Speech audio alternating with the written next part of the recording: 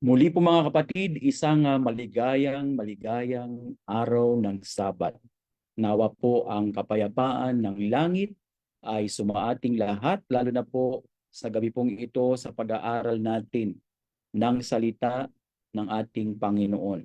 Bago po tayo tuluyang magpatuloy, binabati po natin ang lahat na ngayon po ay sumusubaybay sa ating pag-aaral ng salita ng Diyos, sa mga kapatid na nasa Zoom meeting, gayon na rin po ang mga nasa Facebook Live. Nawa po habang tayo ay nag-aaral, ay nakakausap tayo ng Diyos sa pamamagitan ng kanyang salita at lalo na po sa pamamagitan ng udyok ng banal na Espiritu. Tayo po muna ay yumuhod or lumuhod para po sa ating panalangin. Tayo po yung manalangin. Dakila naming Diyos, ang tahanan ay nasa langit. Maraming salamat po sa banal na araw ng Sabat na inyong ipinagkaloob sa amin, na siyang inyong tanda sa inyong mga anak. At sa gabi pong ito, sa pagpasok po ng banal na araw ng Sabat, nawa ang bawat isa sa amin ay makasumpong ng biyaya, ng kapahingahan, kapatawaran sa aming mga kasalanan, at higit sa lahat, pangunawa, katalinuhan, upang malaman ang panahon na aming kinabubuhayan, at higit sa lahat ang bawat isa ay magsumigasig sa paglakad bilang isang anak ng Diyos at patuloy na maglingkod sa inyo at maging kabahagi sa pagbabahagi ng tinapay ng buhay sa panahon pong ito. Alisin ang anumang uri ng kasalanan sa aming mga puso at ipalit ang dakilang pag-ibig ng Diyos at higit sa lahat ang kalinisan, kabanalan, at ang paglakad sa inyong mga salita. Ito pong aming pakiusap sa banal na pangalan ng aming Panginoong Jesus. Amen. Minsan pa po mga kapatid, isang magandang gabi po sa bawat isa. Ngayon pong gabi tayo po ay mag-aaral ng isang leksyon na napakabigat po ng implikasyon sa atin kung tayo po ay masusi na nagmamasid at nag-oobserba sa mga bagay po na ating ginagalawan sa panahon pong ito. And there is a famous story in the Bible, at ito po ay isang pagbabalik tanaw bilang pagpapakita kung paano patuloy na kumikilos ang Diyos maging sa ating panahon. Ayon po sa talang ito ng Biblia, ay sinama ng ating Panginoong Jesus ang mga alagad sa isang bundok, at sa bundok na ito ay pribadong nakipag-usap ang Panginoon sa kanyang mga alagad at ipinaunawa kung ano yung mga bagay na magaganap makalipas lamang ang ilang mga taon. At dito naman sa kwentong ito ay mababasa natin sa Biblia na ang mga alagad naman ay tuwang-tuwa na kanilang ipinamamalas kung ano ang ganda ng lugar na kanila pong sinasambahan, ang lugar na kung saan naroon daw ang presensya ng Diyos. Subalit alam natin ang kasaysayan mga kapatid, itong pangalawang templong ito ay hindi pwedeng ikumpara sa kung ano ang meron sa templo na itinayo ni Solomon. Bakit po mas maganda yung templo ni Solomon? Una sa lahat, napakamahal po ng templo ni Solomon kung ikukumpara po dito sa templo na ginawa matapos po nilang bumalik mula po sa pagiging mga captives or mga nahuli or nabihag mula po sa lupain ng Babylonia. Ikalawa, ito pong temple ni Solomon ay alam natin kung anong kasaysayan, ito po ay itinalaga, merong apoy na galing sa langit na siyang nagsindi ng apoy sa templong ito, at kung saan nakita ng mga tao kung paanong tinanggap ng Diyos ang kanilang handog. At higit sa lahat, sa loob ng templong ito ay naroon ang tinatawag nating Shekinah, ang pagpapakita ng kaluwalhatian ng Diyos na siya ay tumatahan sa kanyang bayan. Subalit mga kapatid, kung ating susuriin ang templong ito na nasira at napalitan, at sa pagdating ng ating Panginoong Jesus ay nakita niya yung tinatawag na inferior na temple. Subalit mas mahalaga ang templong ito sapagkat ang tunay na kinakatawanan ng templong ito ay nakita ng tao. Sabi po sa book ng John, and the word became flesh. At bagamat ganoon, medyo bumaba na yung kalidad ng templong ito pa rin po ay ipinagmamalaki ng mga alagad at ng mga Hudyo sapagkat naniniwala sila habang nananatili ang templong ito ay mananatili ang bayan ng Diyos at walang anumang uri ng kasamaan ang pwedeng mangyari sa kanila. Subalit, ito po ay binigyan ng pasubali ng ating Panginoon. Tayo po ay pupunta sa ating susing talata ngayon pong gabi, Matthew chapter 24, verses 3 and 4. Saan po nagpunta ang ating Panginoong Jesus kasama ang alagad? Ang sabi po ng talatang ito, and Jesus went out and departed from the temple. And his disciples came to him for to show him the buildings of the temple. Ito po yung binabanggit ko kanina. Pinakita nila, nakita mo ba yung templong yan? Yan ay palatandaan na mananatiling bayan ng Diyos ang mga Hudyo. Mananatili magpakailanman ng Israel bilang bayan ng Diyos. Mananatili ang Jerusalem. Subalit ito po ay binali ng ating Panginoon ang kaisipang ito ng mga alagad. Ang sabi po dito, and Jesus said unto them, see ye not all these things? Verily I say unto you, there shall not be left here one stone upon another that shall not be thrown down. Yan po ay mababasa sa Matthew chapter 24 verses 3 and 4. Subalit mga kapatid, ano ang ibig sabihin ng Panginoon sa mga talatang ito? Alam niyo po, kapag sinundan pa natin ang aklat ng Biblia, kung atin pong bubuksan ang aklat ng Mateo, napakaganda pong pag-aralan ng aklat na ito at ng chapter na ito sa ating panahon. By the way, this is verses 1 and 2. Ang 3 and 4, ito po yung aking babasahin. Ang sabi po dito, and as he sat upon the Mount of Olives, the disciples came unto him privately, saying, tell us, when shall these things be, and what shall be the sign of thy coming and of the end of the world? So ang tanong ng mga alagad, kailan magaganap ang mga bagay na ito, ang pagkasira ng templo, at ito po ay inuugnay nila sa pagtatapos ng sanglibutan. Yan, tingnan po natin mabuti itong mga talatang ito. Bakit po ito mahalaga? Kasi po mga kapatid, there is a common misunderstanding today for many churches, especially as they read Matthew chapter 24. Bakit po? Una sa lahat, marami pong mga churches ngayon, ayaw nilang gamitin yung word na ginamit ni Jesus sa verse 3 and 4. End of the world. Ang sabi nila, ang tamang salin dyan sa Biblia ay age. Meaning, ang pagtatapos ng dispensasyon or dispensation po ng mga Hudyo. Bakit meron po silang ganong misunderstanding? Well, first and foremost, naniniwala po sila na ang Matthew 24 ay isa lamang propesiya na nauukol po sa pagkasira ng Jerusalem. Wala itong kaugnayan sa kung ano ang nagaganap na mga pangyayari sa ating panahon.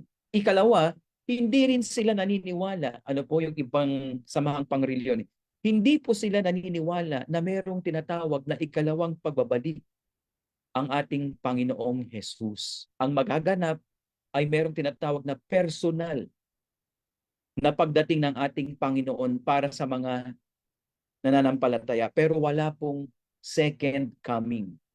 Ano po, itong pagbibigay na ito ng gantimpala, ang sabi ng iba ay kapag namatay ang tao, doon niya matatanggap itong personal na gantimpalang ito ng ating Panginoon. So basically, they are denying the teaching about the second coming of Christ. And the third, the most common misunderstanding regarding Matthew chapter 24. Ano po yun?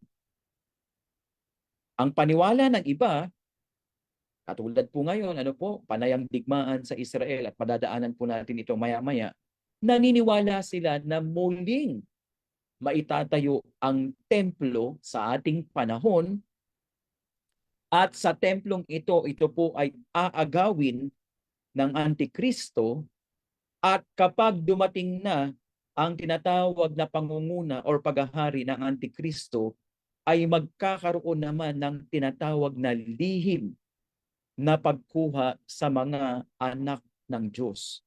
Ang tawag po nila dyan ay secret rapture, mga kapatid. At ganyan nila ipinapaliwanag ang chapter 24 ng book ng Matthew. By the way, mga kapatid, pag pinag-aralan natin ng mabuti ang chapter na ito, kung tayo po ay tunay na mga anak ng Diyos, mauunawaan natin ito. Ulitin ko po nang ito ay ibinigay ng ating Panginoong Jesus, hindi niya po kasama ang maraming tao. Ang kasama niya po ay ang mga alagad lamang. At sa kanila sinabi kung ano ang mga palatandaan na magaganap sa kanyang pagbabalik. Anong leksyon dito? Huwag din tayong malungkot kung may mga tao po na hanggang sa panahon natin ngayon ay hindi naniniwala sa bagay na ating pinag-uusapan. Ang mga tupikong ito ay para sa mga tao na tinanggap ang ating Panginoong Jesus bilang tagapagligtas at naniniwala sa kanyang mga propesiya at mga salita at mga utos at mga tagubilin na ipinigay sa atin. At napakalaki ng tungkulin natin, mga kapatid. Pag binasa niyo po yung Matthew 24, lagi dong may word na very common. You, ikaw, makakarinig ka ng ganito, makakakita ka ng tagutom, makakakita ka ng iba't ibang lindol, makakaranas ka, makakakita ka ng mga tagutom at kung ano-ano pang mga kasakunaan na magaganap sa huling panahon. Pero mga kapatid, balikan muna natin ito.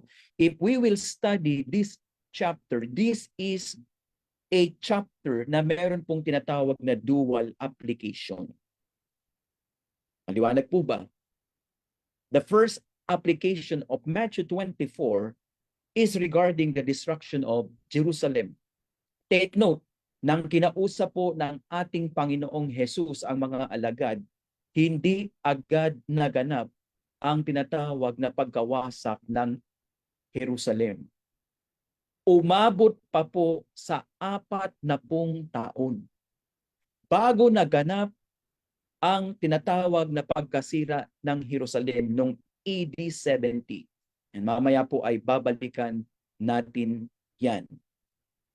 Pangalawa, ang Matthew 24 po ay tumutukoy sa mga palatandaan na binanggit ng ating Panginoong Jesus na magaganap bago po masira ang Jerusalem. But in greater frequency, intensity, at magsasama-sama po itong mga palatandaang ito. At ito ang palatandaan na tayo po ay nabubuhay sa huling panahon. Alam niyo po, bilang isang mananampalataya, napakaswerte natin. Hindi swerte, mapalad. Ano po? Bakit tayo mapalad?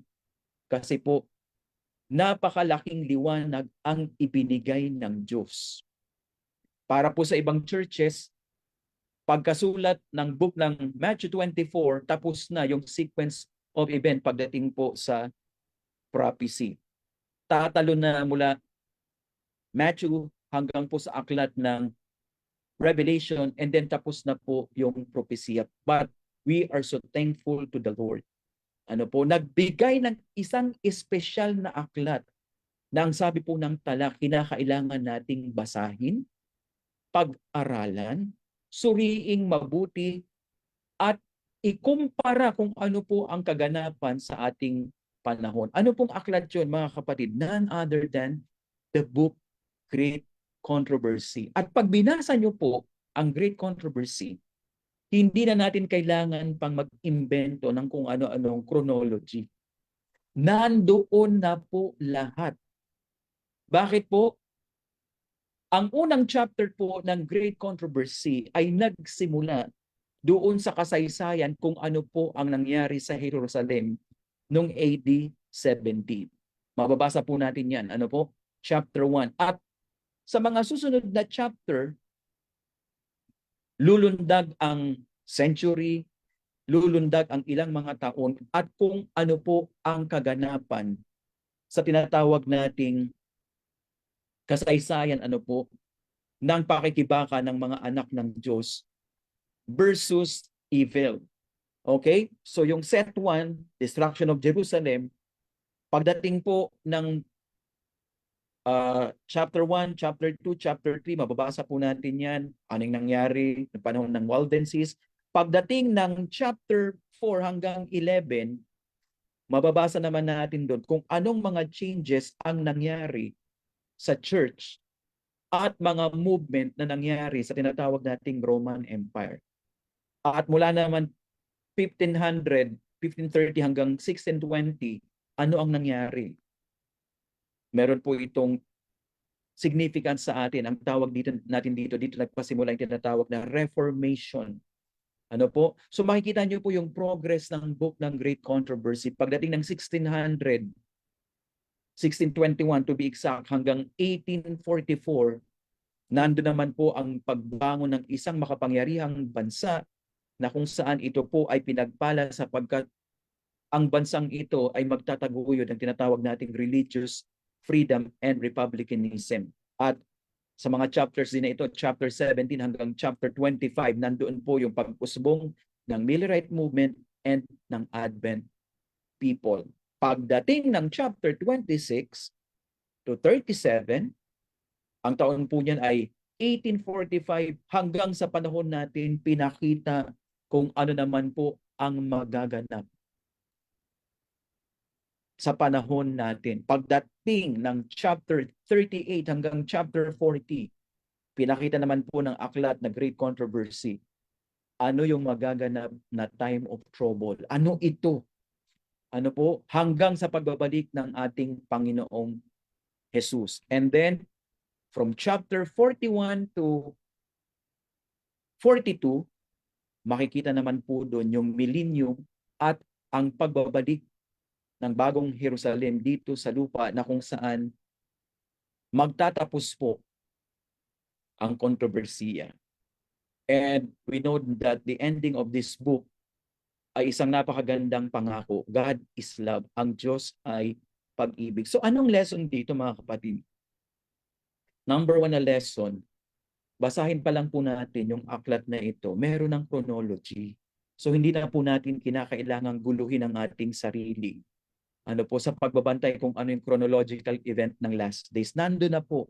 Susubaybayan na natin. Yun nga lang yung mga ilang details pinababantayan sa atin sapagkat may mga events na pwedeng maghanap. Ano po? Pwedeng umusbong na magkakasunod. Pero pagdating po sa chronology, hindi na po ito mababago. Tunay na mangyayari kung ano ang sinabi ng ating Panginoon. At narito nga ang ating Panginoon ng panahon pong ito. AD 31.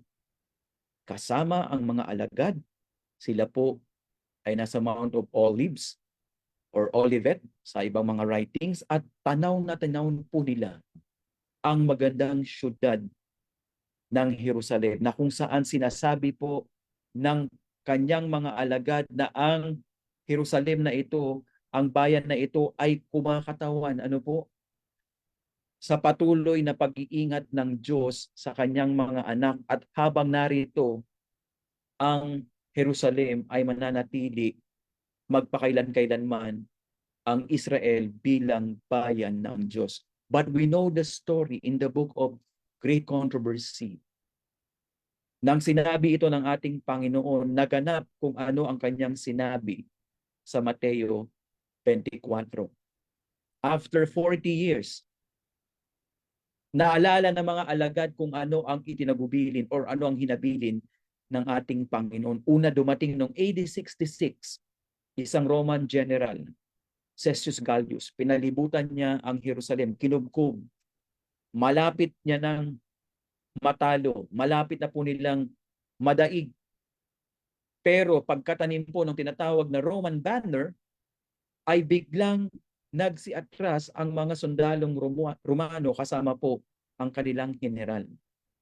At sila naman ay hinabol ng mga Hudyo. At naalala ng mga tapat na alagad na ito ang ibinigay ng ating Panginoon na palatandaan na kinakailangan na ng mga mananampalataya na lumabas sa bayan ng Jerusalem. Sapagkat ito na ang panahon para sila po ay makatakas. Mga kapatid, uulitin ko po, tayo po ay binilinan mula po sa Aklat ng Great Controversy, page 25. Babasahin ko po ang quote na ito. The prophecy which he uttered was twofold in its meaning. While foreshadowing the destruction of Jerusalem, it prefigures also the terrors of the last great day. Bagamat ang Mateo 24 po ay tumutukoy sa magaganap sa Jerusalem, subalit alam din natin na mas itinutuon dito kung ano po ang magaganap sa huling panahon kapag natupad na, kung ano po ang mas malalim na interpretasyon ng propesiyang ito na ibinigay ng ating Panginoon. Alam niyo, pag binasa niyo yung Great Controversy, masasalamin talaga natin kung ano po yung kaganapan sa ating panahon. Sabi doon, nung panahon na ito, may isang lalaki, Bar-Jesus ang pagkapangalan sa kanya, siya ay nagbibigay ng babala sa Jerusalem, kung ano yung dapat nilang gawin, na kailangan talikuran ng kasalanan, kung ano yung mangyayari sa Jerusalem. Pero itong nagbigay na ito ng mensahe na ang tawag sa kanya ay isang bulaang propeta, siya po ay kasama sa napahamak sa Jerusalem. Bakit po siya kasama sa napahamak? Kasi po hindi siya lumabas nang dumating na ang tinatawag na panahon ng katapusan ng bansang Israel at lalo na po ng pagkawasak ng Jerusalem. Kailan po ito nangyari? Sabi po ng Great Controversy, AD 70, nang muling bumalik ang general na ang pangalan po ay si Titus, na kung saan ng panahon pa naman na ito ay panahon po ng Paskwa, kaya marami pong mga Hudyo ang pumunta sa Jerusalem upang sumamba, at narito sila po ay haharap po sa isang matinding pagsubok na kung saan ito yung palatandaan na ibinigay ng ating Panginoong Hesus. Pero marami po sa kanila ang matigas ang ulo at hindi isinapuso kung ano ang babala na ibinigay ng Panginoon. So ang tanong, kapag sinamarize po natin yung Great Controversy, ano ba yung sitwasyon nung panahon nila? Na ngayon po, kagaya ng nabasa natin at sa pag-aralan natin, ito po ay may kaugnayan sa kung ano ang magaganap sa ating panahon. Una sa lahat, mga kapatid, sabi po ng tala, ano ang political situation sa Jerusalem? Number one, there is love for supremacy. There is political strife. There is graft and corruption, yung mga nauupo po sa gobyerno at nauupo sa simbahan, especially yung tinatawag nating high priest. Sila po ay nagbabayad ng salapi para sila po ang maluklok. There is injustice kasi po napakaganda kung susundin natin yung sistema ng hustisya sa Jerusalem. Napakaganda po, especially ng mga Hudyo. But there is injustice everywhere. There is lawlessness. Ano po? And of course, marami po ang hindi lumalakad sa kung ano ang sinabi ng ating Panginoon. There is tyranny, ano po? There is political vendetta. Sabi nga ng panahon natin, weather lang. Yung mga nakaupo dati, pagbaba ng pwesto, ipapakulong. And then yung iba naman, pag yung dating napakulong, pag sila na yung umupo, uulitin lang nila yung cycle. Ano po? Ganon ang nangyayari sa panahon po ng Jerusalem at parang nangyayari itong political vendetta na ito sa iba't ibang lugar sa ating panahon. Of course, there is still graft and corruption. Ano po? Sabi nga ng iba, pag sila gumawa, pwede. Pag iba na yung gumawa, masama na. So kumbaga, hindi patas ang batas. Ano po? Nakikita na there is inequality everywhere and the laws are becoming oppressive.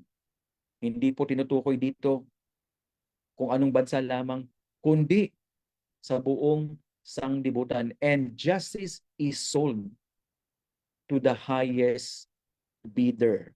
Sabi pa nga po dito, Great Controversy, page 35. Basahin po natin mga kapatid. By stubborn rejection of divine love and mercy, the Jews had caused the protection of God to be withdrawn from them, and Satan was permitted to rule them according to his will. Ano ang dahilan? Bakit naalis po ang pag-iingat ng Diyos sa kanyang mga anak? Dahil po sa tinatawag nating katigasan ng ulo at patuloy na pagsuway sa kung ano ang sinasabi ng ating Panginoon.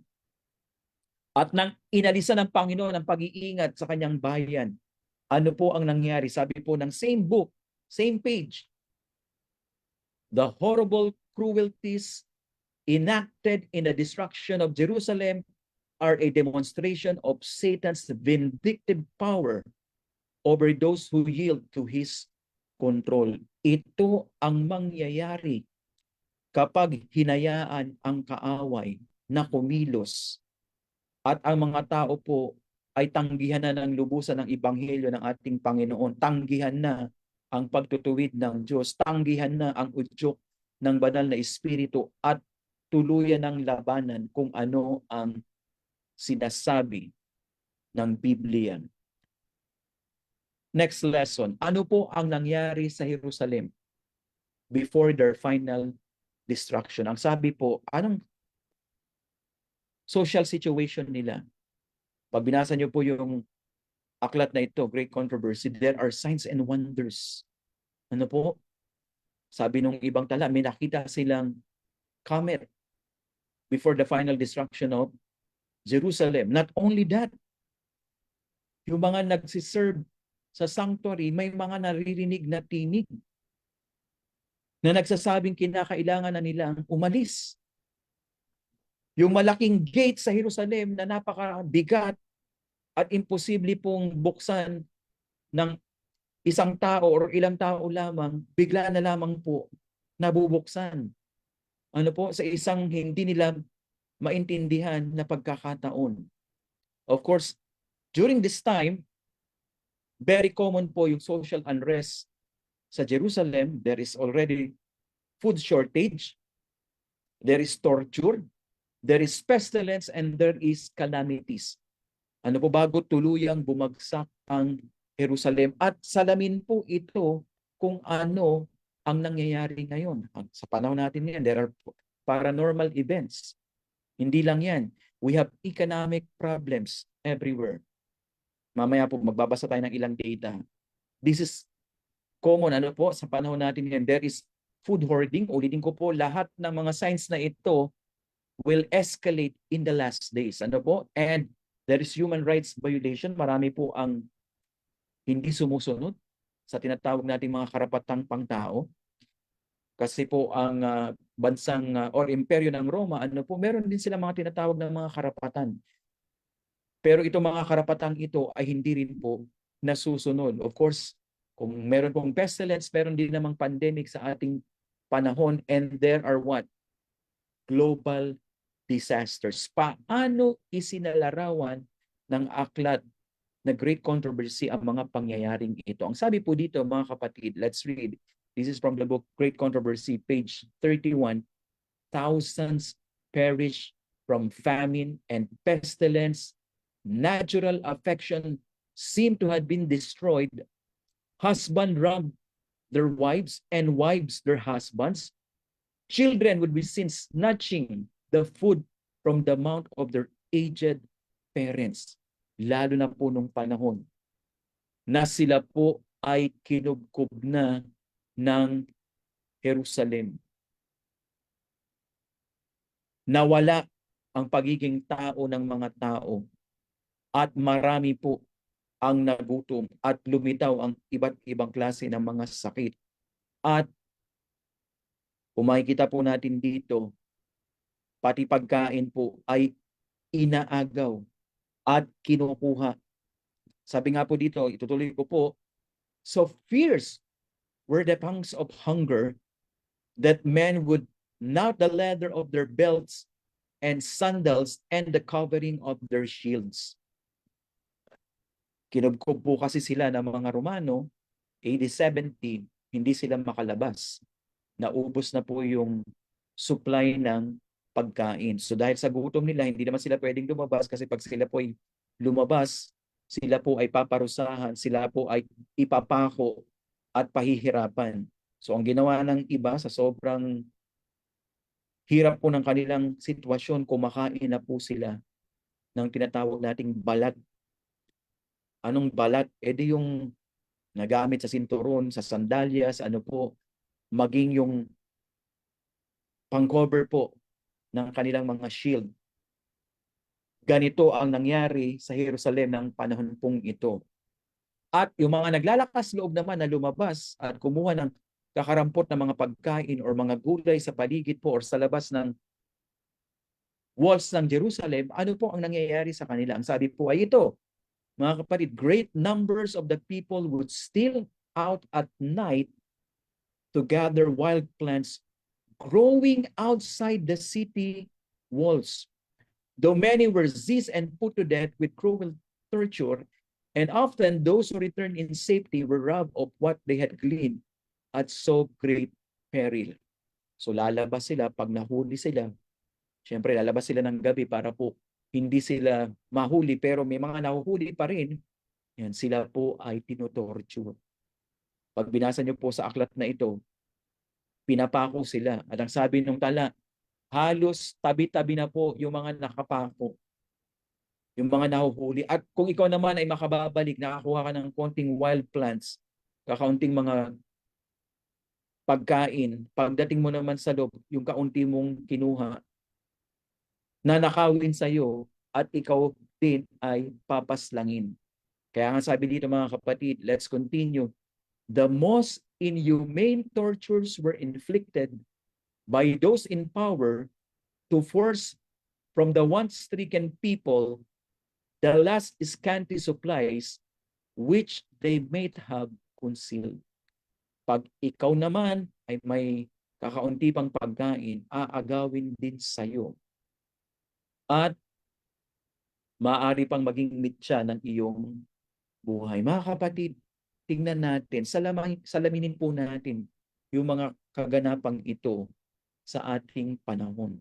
Paano natin maipagdudugtong ang pagkawasak ng Jerusalem sa kung ano ang magaganap sa panahon natin ngayon? Ulitin ko po, Matthew 24 is a twofold prophecy. Na yung latter part, yung mga signs or palatandaan na nakita bago po nawasak ang Jerusalem ay mauulit in greater frequency, greater intensity, and in fact, mga kapatid, pag binasa rin natin yung Matthew 24, may chronology din doon ng events. Yung tinatawag doon na Great Tribulation. Marami pong nagkakamali ng paliwanag kung ano yung Great Tribulation na tinutukoy doon. Mga kapatid, yun po ay tumutukoy sa naganap ng tinatawag nating Dark Ages. Ano po? The 1,260 years prophecy, commonly known as the Dark Ages na kung saan po ay marami ang pinag-usig. Subalit alam natin, kagaya ng sinabi sa propesiya, paiiksiin ang panahon. So bagamat yun po ay 1,260 years sa prophecy, may mga lugar, may mga pagkakataon na hindi naman po ganun kalubha ang pag-uusig. Yun po yung tinatawag na Great Tribulation sa Matthew 24. Ngayon mga kapatid, ano ang nagaganap sa ating panahon? Sabi nung binasa natin kanina, nagkaroon ng taggutom sa Jerusalem, AD 70. May taggutom ba sa ating panahon? Sabi ng iba, sa Pilipinas, wala namang taggutom. Lahat ay nakakakain. Pero mga kapatid, tingnan natin on a worldwide level. Ano po ang nangyayari sa ating panahon? According to statistics, ano po? More than 700 million people experience hunger. Or, kung gagawin nating ratio, sa bawat 11 na tao, isa ang nakakaranas ng matinding pagkagutom. Yan, at karamihan po sa kanila, wala naman dito sa Asia. Although yung Asia po, ang lugar na kung saan pinakamarami po ang populasyon, pero mas marami po ang nagugutom sa Africa. At kapag kinumpute naman natin yan, buong mundo, sa Pilipinas po, may mga nagugutom na. Punta po kayo sa ating mga malalaking syudad, pagdating po ng gabi. Nandun sila. Mga tao na natutulog na lamang at nagpapalipas ang kanilang mga gutom. Yung iba po ay nakatira sa mga kariton. Ang iba ay natutulog sa bangketa. Ang kanila pong banig ay mga karton. At bibihira ang pumapansin at nagkakalinga sa kanila. Mga kapatid, huwag po nating ipagkait ang kaunting tulong na maaaring hingin ng mga tao pong ito. Hindi lang yun, mga kapatid. Ano pa ang nangyari during our time? Yan, noong 2024, sabi ng statistics, more than 300 disasters, natural disasters ang nangyari. At umabot sa almost 167 million ang naapektuhan po ng mga disasters na ito. Yan, napakaganda ng Pilipinas, pero sa kasamaang palad, isa po tayo sa bansa na prone sa natural disasters. Kaya kung magka-country living, panalangin, tingnan mabuti yung lugar na pupuntahan, napili, bigay ba ng ating Panginoon? Sunod, lagi po tayong maging handa sa mga ganitong klase ng kasakunaan kasi hindi po natin alam kung ito po ay mangyayari sa ating panahon. Last year, more than 800,000 people ang nawalan ng tahanan. Iba't ibang dahilan. Yung iba po bagyo, yung iba tornado, yung iba po ay nasa lugar na may mga political conflicts. Pero itong binabasa lang natin, by the way pala, ay mga natural disasters. So yung mga natural disasters pa lang, almost 800,000 people ang nawalan ng tahanan. Yan, bagyo, baha, and many more. Wildfires. Kung naalala nyo po yung nangyari sa California, na napakalaking sunog na sumira sa napakaraming magagandang bahay po sa California at kasama po yan sa bilang na nakatala dito. What else? Gaano kalaki po yung damages na nangyari noong 2024? Kinumpute nila. Alam niyo naman po yung science ngayon. Kaya na nating i-compute. So, umabot ang damages ng almost 320 billion because of these natural disasters. Of course, ang laging nasisisi Ano pong nasisisi sa ating panahon? Global warming. Totoo, may global warming. But what is the reason behind these changes?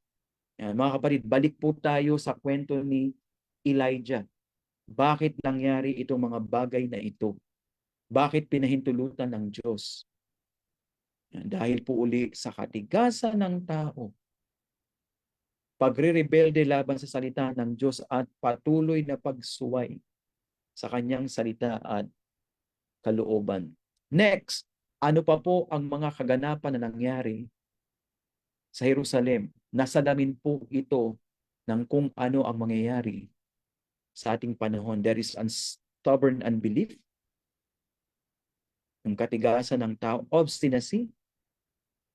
Marami pong mga tao sa churches, diretsuhin na natin, alam na kung ano yung tama at mali. Alam what is fornication, alam what is adultery, alam kung ano yung pagnanakaw, alam kung ano yung araw ng pagsamba, alam kung ano ang pinagbabawal ng Diyos at kung ano yung mga karumalduman, alam kung ano yung tinatawag na tamang pananamit bilang mga anak ng Diyos. Alam kung ano yung tamang pagkain na ibinigay sa atin para hindi tayo tamaan ng mga salot sa huling panahon. Pero ano po ang meron sa mga taong ito? Kagaya ng katigasan ng ulo ng matandang Israel, yan, mga kapatid, stubborn unbelief. Matinding katigasan ng ulo at pagsuway na sinasabi nila, wala namang mangyayaring paghukom, wala namang paghatol. Hindi ko naman ito ipagsusulit sa Diyos. Damit lang naman to. Pangkulay lang naman to ng mukha. Hindi lang naman pagsimba ng araw ng Sabat. Ano pa naman yung mga maliliit na infractions. Pero mga kapatid, malapit na pong mapuno ang salop ng sanglibutan at ng ating probation na ipinagkakatiwala sa atin ng Diyos. Kung paanong inalis ng Panginoon ang gabay ng banal na Espiritu, ito po ay nakikita rin natin ngayon. Marami po ngayon mga tao, they are self-righteous. Ano po ibig sabihin ng self-righteous? Meron silang sariling idea kung ano ang tama at kung ano ang mali. Hindi mo sila pwedeng pagsabihan. Pag pinagsabihan mo sila, masasaktan sila. Pag nakarinig sila ng mga sabi nila, parunggit or pagpapaalala, para sa kanila, hindi to tama. Yan, mga kapatid, self-righteousness. Maraming mga tao ngayon ang mahilig magkimkim ng mga masasamang kaisipan, masasamang saloobin, at ayaw bitawan ng mga bagay na ito. Sumasalamin kung gaano rin katigas ang mga Hudyo nung panahon pong ito, nung sila po ay dumating na sa kanilang kawakasan. Mga kapatid, huwag nating ulitin kung ano ang nangyari ng nakalipas. There is intemperance everywhere. Yan, ang tao po ngayon lagi ay lunod sa pagpapakasobra ng mga bagay na tama naman pero mali. Sobra sa trabaho, sobra sa pahinga, sobra sa pagkain, sobra sa laro, sobra sa paglilibang, sobra sa pag-aaral, lahat sobra. Alam niyo po, ito yung pinakamahalagang uh, pagbabalanse, especially sa laws of health at sa law ng pagkatao natin, yung temperance. At makikita natin, napakarami pong mga tao ngayon hindi na kayang magtimpi. Temperance in a way na kung saan yung isang bagay na tama ay nagagamit po ng eksakto. Hindi sobra, hindi kulang. Ano po? So in temperance, we can see it today. What else? Ang mga tao po ngayon is unreasonable. Kahit anong paliwanag mo, kahit anong basahin mo, hindi na tumatanggap kung ano ang reasonableng paliwanag. reasonable. And you will meet a lot of people today that are unreasonable. Meron silang sariling haka, opinion na hindi nila ibibigay. Hindi nila ipapasakop sa kung ano ang sinabi ng Diyos. What else? Family problems. Hindi mawawala. And mga kapatid, word of warning, bago tayo magmisyonero sa ibang lugar, siguraduhin natin na naglingkod muna tayo sa ating pamilya. Remember, the most successful missionary in the history of the world ay hindi lamang po yung maraming napabinyagan, maraming napaabutan ng pabalita, but remember the story of Noah. Naligtas ang kanilang mga anak at ang asawa ng kanilang mga anak. But apparently, mga kapatid, ang mga pamilya na hindi susunod sa sinabi ng Diyos at maging yung mga nagsisikap na sumunod sa Panginoon, makakaranas ng iba't ibang mga problema sa loob ng tahanan. Kaya kinakailangan nating magbigay ng payo, magbigay ng tulong sa iba't ibang mga pamilya. Iba't iba po ang bahagi ng problema ng pamilya na sumusulpot ngayon. Yung ibang pamilya may problema sa pananalapi. Sabi na hirap na kami, hindi na talaga namin kaya. Pero mas marami po ngayon ang pamilya na nasisira ang relasyon.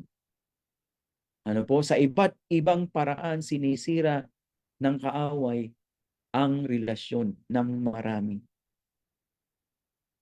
Bakit po?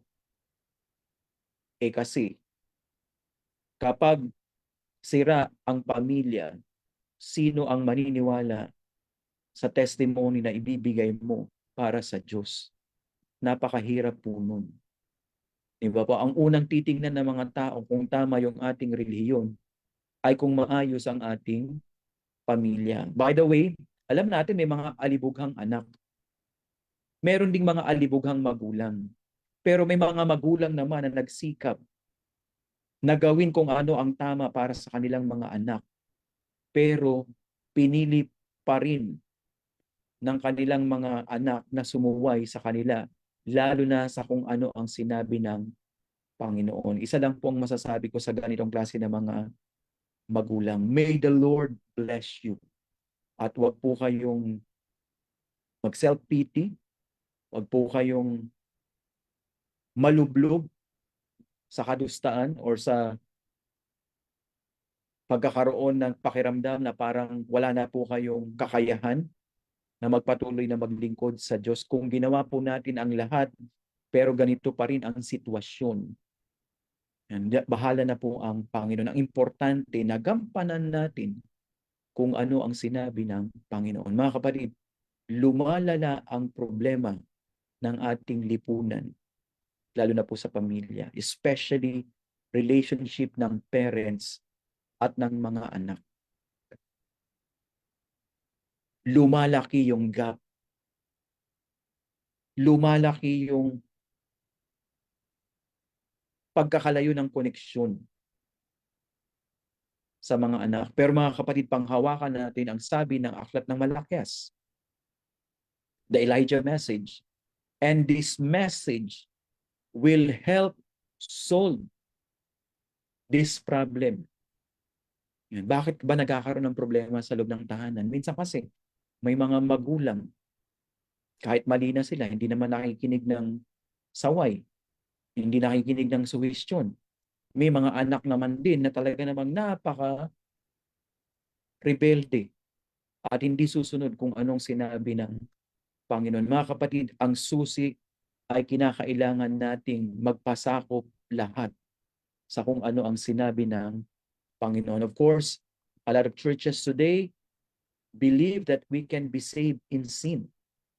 And that is a moral situation in our time. At hindi lang yun mga kapatid, iba't ibang mga hangin ng maling paniniwala ang atin pong naririnig. This is the moral situation in our time.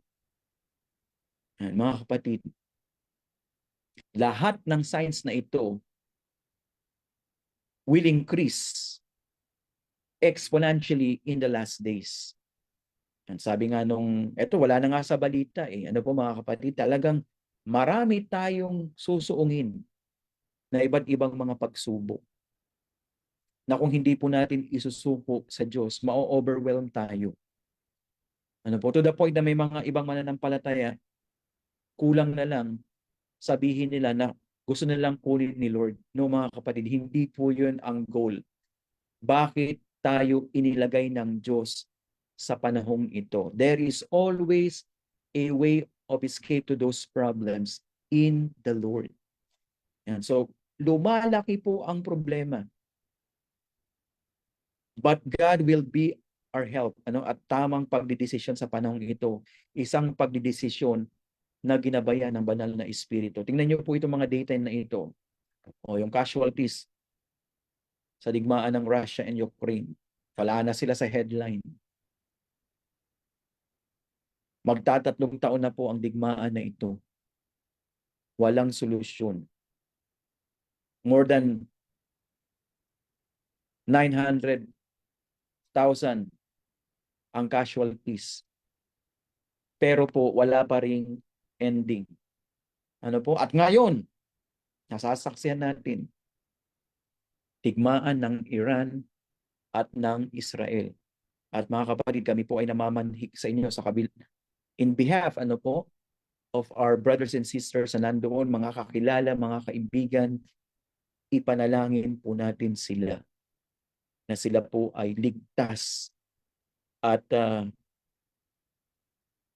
sana umuwi na sila ng Pilipinas kung isusugal lang naman nila yung kanilang buhay sa ganitong sitwasyon. Hilingan na natin sila na umuwi. Ano po, kung talagang hindi na pwedeng manatili yan sa lugar na ito sa labanan po ng Israel at saka ng Iran. Inestimate nila ang ginagastos ng Israel per day is $1 billion. Sabi natin, ba't ang laki? Eh kasi po yung mga missiles na ginagamit nila sa Iron Dome nila para hindi sila tamaan ng mga missiles at projectiles ng kaaway. Million po yun, hindi naman po yun basta-basta. Yung 200 eroplano na paliparin mo at tumawid ng ilang bansa bago po makarating doon sa lulusubin mong bansa. Million din po yun mga kapatid. By the way, matagal na pong nasa digmaan ang Israel at Iran. Proxy war. Ano yung proxy war? Sa Palestine, nagpi-finance ang Iran ng mga tinatawag nating mga grupo na lumalaban sa Israel, kagaya ng Hamas, ano po, Hezbollah, and many more, Houthi, ano po, yung sa Yemen. So lahat ito proxy war. May kalaban ng Israel na mga grupo sa Palesteo, ano po, sa Yemen, sa Syria, pero ang nasa likod nito ay ang bansang Iran. Sila po yung pinaniniwala ang nagpi-finance sa mga group na ito. So ngayon lang nagkaroon ng direct conflict between Israel and Iran. At ang major reason bakit daw ito ginawa ng Israel ay dahil sa malapit na ang Iran na makapag-produce ng uranium na pwede nilang gamitin ano po para magbuo ng tinatawag nating nuclear warhead or bombang nuclear. So kaya sabi ng Israel ano po, as a preventive strike, sirain natin yung kanilang mga facilities. Pero mga kapatid, just like any war, laging damay ang mga sibilyan. Laging damay ang mga wala namang kinalaman ano po sa digmaang ito. At syempre, sa Pilipinas, dahil merong digmaan sa gitnang silangan. Anong meron? Yan, alam na natin kung anong resulta nito. Tataas ang presyo ng langis or crudo. At sa Pilipinas, kapag tumaas ang langis at crudo, ano ang susunod na tataas? Lahat ng bilihin. So kawawa yung tinatawag natin yung mga ordinaryong Juan de la Cruz, mga ordinaryong Pilipino. Pero mga kapatid, ulitin ko po, napakapalad natin. Bakit po? Binigyan tayo ng Diyos ng napakaraming liwanag kung ano po ang gagawin sa panahong ito. Seryosohin na talaga natin. Ano po? At pakinggan natin ang udyok ng Diyos kung ano yung mga hakbang na kailangan po nating gawin sa panahon pong ito. At dahil sa mga nasasaksihan ng mga tao na iba't ibang mga problemang ito, finances, war, ano po, calamities, hindi rin po katakataka na nagkakaroon ng tinatawag na mga mental health issues.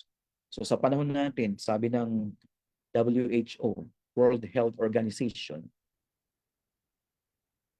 more than 900 million people, ano po, ang merong iba't ibang klase na pinaglalaban ng mga mental health conditions. And kaya mga kapatid, if you're suffering from any of this thing, ano po, ilapit natin sa Diyos, mamuhay tayo ng mas healthy, especially kung ito po ay form ng depression, magkaroon tayo ng mental and spiritual and physical warfare, at alamin natin ang iba't ibang sistema kung paano po ito maaalis sa atin. Ang common ngayon is depression, anxiety, ano po, especially after ng pandemic ng COVID-19. Yan, dumami po ang nagkaroon ng ganitong condition. But ako'y naniniwala, I am hoping, ano po, na wala na ito sa ating kalagitnaan. We have survived. Ang natutunan natin ay kung paano magtiwala sa Panginoon sa panahon pong ito.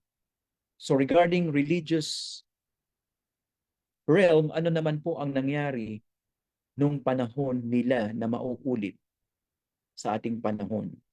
Okay, number one, deceptions.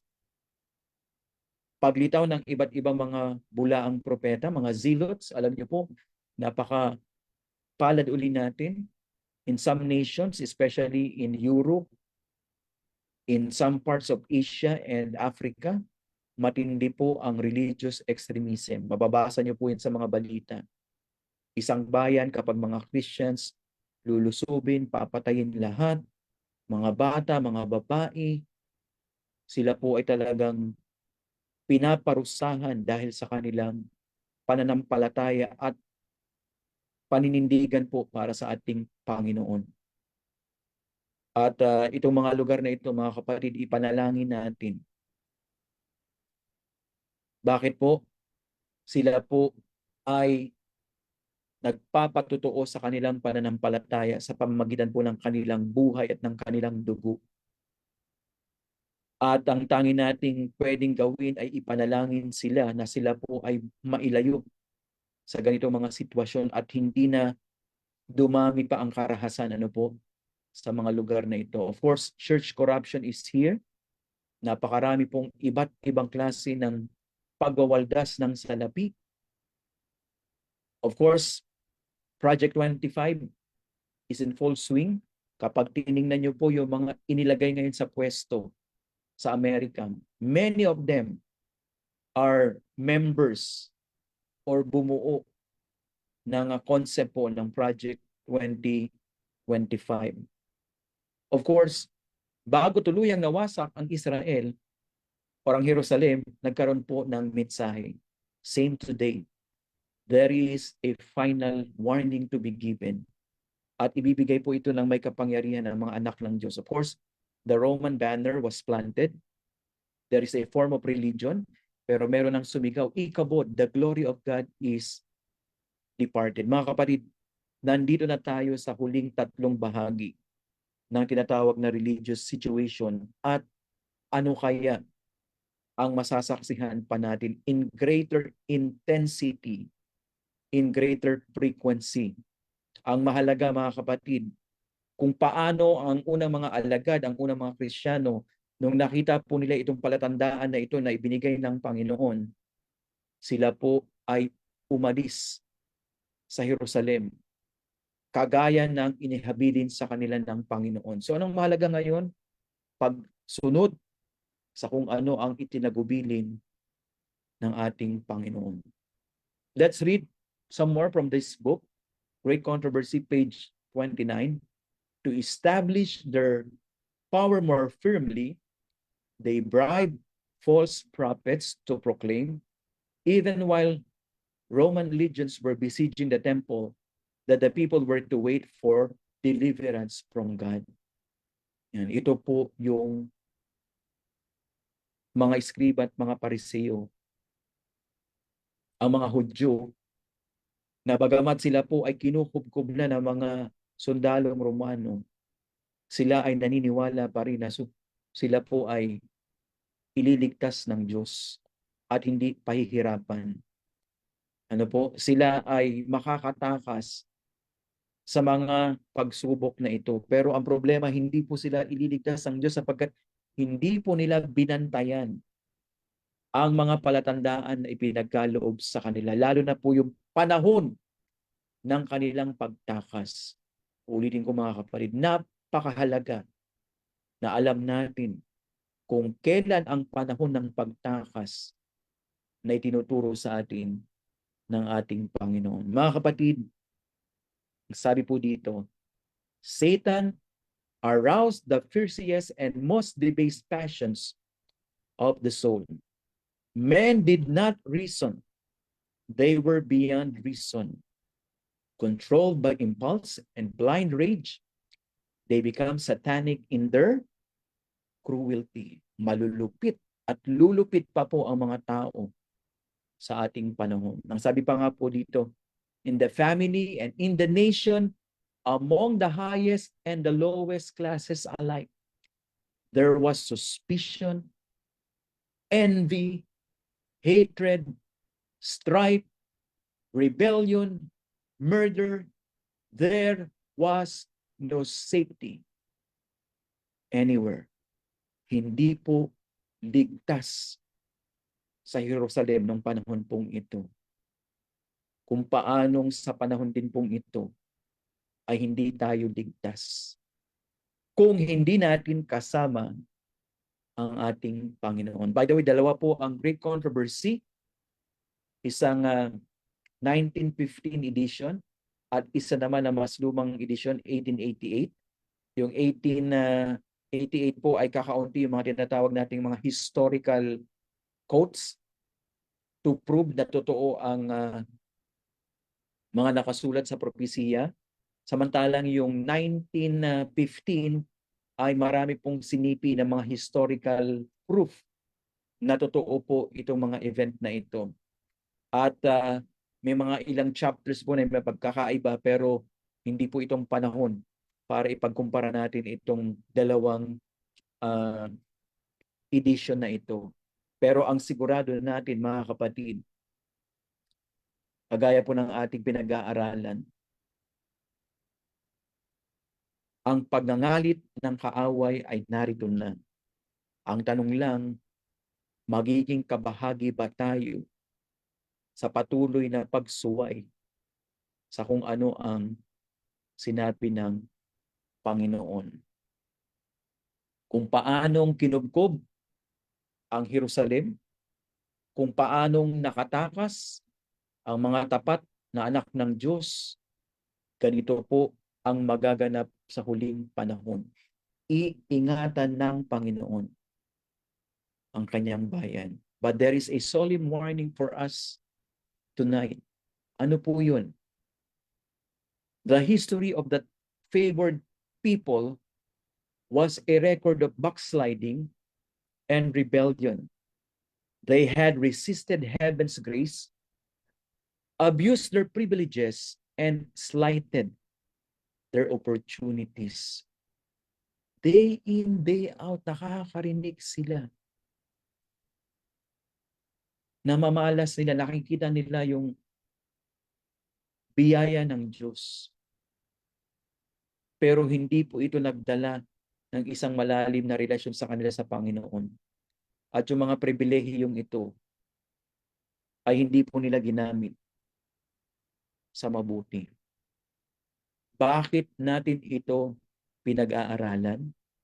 Yan, mga kapatid, isa lamang po ang dahilan. Ano po yun? The ruin of Jerusalem was a symbol of the final ruin that shall overwhelm the world.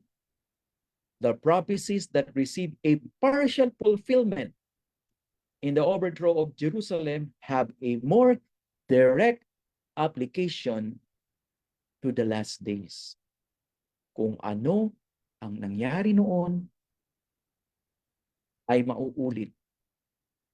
Subalit ang pagkaulit na ito ay mas mabigat, mas madiin, mas grabe, at mas marami ang mapapahamak.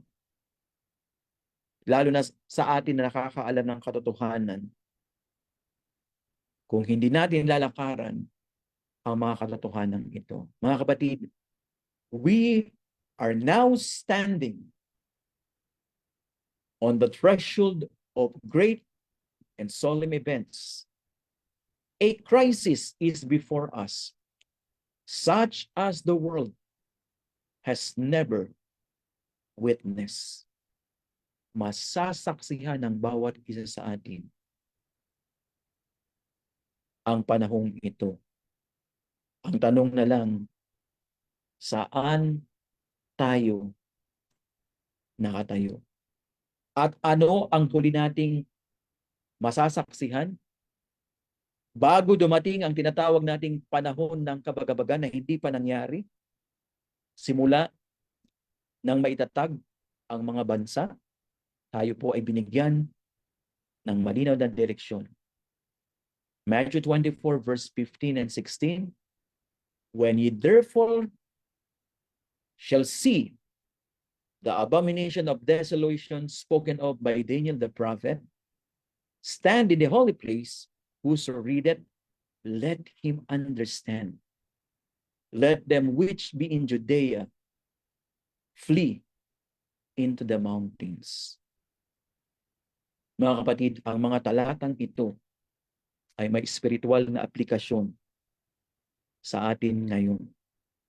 The abomination of desolation is about to be planted on this planet.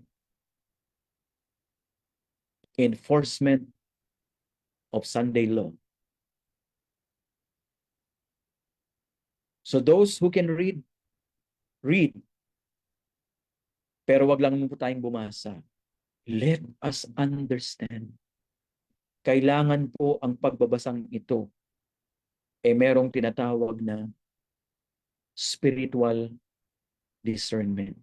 And this is the time to flee to the mountains. Dalawa rin po ang ibig sabihin nito. In fact, marami nating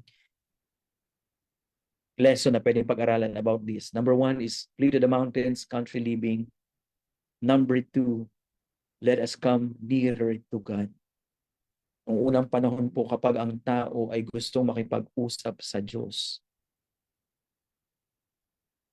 they will go in a secluded place, sa isang lugar na mas mataas, at doon ay makakausap nila ang Panginoon.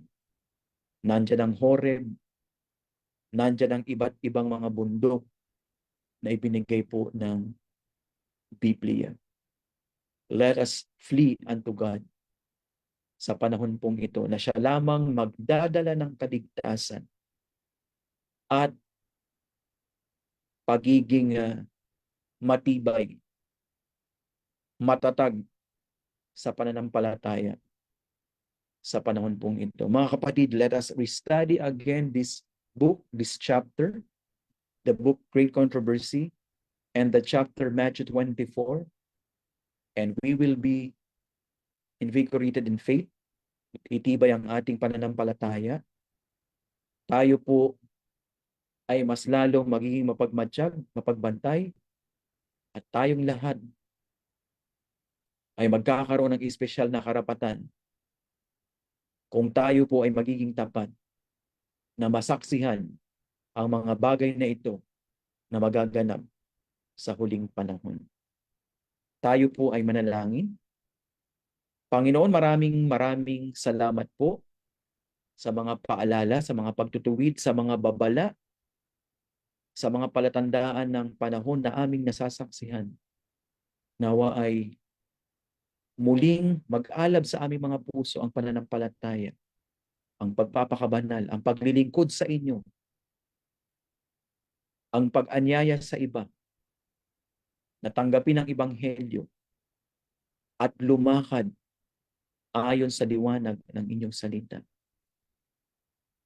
Pagpalain ng bawat iglesia, ang bawat mga mananampalataya, at nawa po ang bawat isa sa amin ay makatayo sa mga prinsipyo ng katotohanan na ipinagkaloob ng aming Panginoong Hesus. At ang aming mga pangalan ay manatiling nakasulat sa aklat ng buhay. Patawad po sa aming mga karumihan at ang pagpapala ng langit ay pagkaloob po sa amin. Ito pong aming pakiusap sa banal na pangalan ng aming Panginoong Hesus. Maraming salamat po mga kapatid sa inyo pong pagsama at pakikinig sa ating pong leksyon. Magkita-kita po tayo sa ating mga lokal na iglesia at nawa po sa ating fellowship ay makadaupang palad po natin ang bawat isa at higit sa lahat mapatibay po natin ang ating mga pananampalataya. Maraming salamat po. Happy Sabbath and may the Lord bless us all.